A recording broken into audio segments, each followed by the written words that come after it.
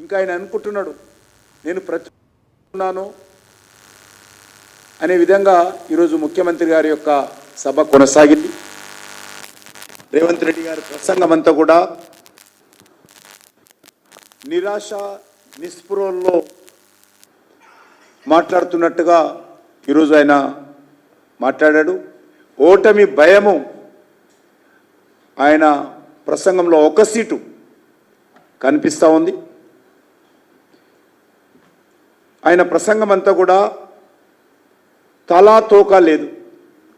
ఏం మాట్లాడుతున్నాడో, దేని మీద ఏం మాట్లాడుతున్నాడో, ఎవరిని విమర్శిస్తున్నాడో, ఎందుకు విమర్శిస్తున్నాడో అర్థం కాదు. 3 సీట్ల నేను 1 సీటు పోటీ చేసి భారతీయ జనతా పార్టీ బీఆర్ఎస్ ఒకటైందని మాట్లాడతాడు. మరి మిగతా 2 సీట్లలో మేము ఎవరితోటి కుమ్మకైనట్టు ఆ విషయం చెప్పడు. ఎలక్షన్స్కు ముందే రేవంత్ రెడ్డి ప్రసంగము మరి చేతులు ఎత్తేసినట్టుగా ఆయన కనిపిస్తూ ఉంది. పోలింగ్ జరగలేదు, కౌంటింగ్ జరగకముందే ఆయన ఓటమిని అంగీకరించాడు. ఈ సీటు గెలిచినా గెలవకపోయినా మా ప్రభుత్వానికి వచ్చేటువంటి ప్రమాదం లేదని ఒక దిక్కు అంటూనే, ఓటమిని అంగీకరిస్తూనే భారతీయ జనతా పార్టీ మీద కూడా ప్రధానంగా బురద జల్లేటువంటి ప్రయత్నం చేస్తూ ఉన్నాడు. ప్రభుత్వానికి వచ్చే నష్టం లేదని చెప్తూనే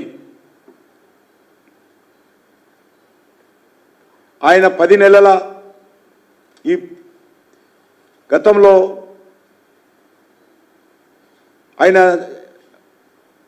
ఈ 14 నెలల ఆయన పరిపాలనలో కాంగ్రెస్ ప్రభుత్వము చేసిందంతా కూడా ద్రోహమే. ఏ ఒక్కటి కూడా ప్రజలకు ఇచ్చినటువంటి హామీ అమలు చేయనటువంటి ముఖ్యమంత్రి ఈరోజు నిస్సిగ్గుగా తెలంగాణ ప్రజల ముందు భారతీయ జనతా పార్టీ తరఫున స్పష్టం చేశాం. మూసీ ప్రక్షాళనకు మేము వ్యతిరేకం కాదు, కానీ మూసీ ప్రక్షాళన పేరుతో అనేక వందల సంవత్సరాలుగా ఉన్నటువంటి పేదవాళ్ళ ఇల్లు కూలగొట్టకుండా ఉన్నంతలో మీరు మూసీ ప్రక్షాళన చెయ్యండి. గోదావరి నీళ్ళు తెస్తారా, కృష్ణా నీళ్ళు తెస్తారా, మూసీలో ప్రవహింపజేసి నల్గొండ జిల్లా రైతాంగానికి ఇవ్వండి అని చెప్పి కూడా బాజాప్తా భారతీయ జనతా పార్టీ తరఫున ఆందోళన చేశాము. ఇప్పటి కూడా అదే మాట కట్టుబడి ఉన్నాం. అంతేకాదు ఈరోజు ప్రభాకర్ రావు, శ్రవణ్ రావు విదేశాల్లో ఉన్నారు. విదేశాల్లో ఏమైనా భారతీయ జనతా పార్టీ ప్రభుత్వం ఉందా? అమెరికాలో చట్టాలు ఉంటాయి. దానికి సంబంధించినటువంటి రాష్ట్ర ప్రభుత్వం చేసినటువంటి చొరవంటి ఒక ఉత్తరం తీసుకుపోయి ఢిల్లీకి ఇస్తే విదేశాల నుంచి వస్తారా? ఎప్పుడో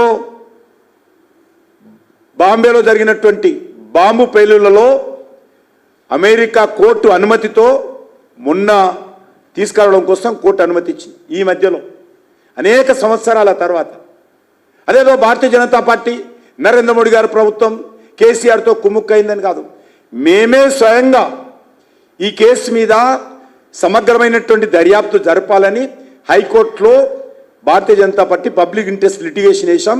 కేసు నడుస్తూ ఉంది. రేవంత్ రెడ్డి వదిలిపెట్టిన ఫోన్ ట్యాపింగ్ కేసు మేము వదిలిపెట్టామనే విషయాన్ని మరొకసారి మనవి చేస్తా ఉన్నాను. అదేవిధంగా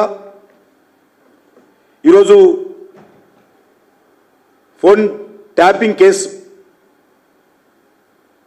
భారతీయ జనతా పార్టీ చెప్పిన విధంగా కోర్టులో కోరిన విధంగా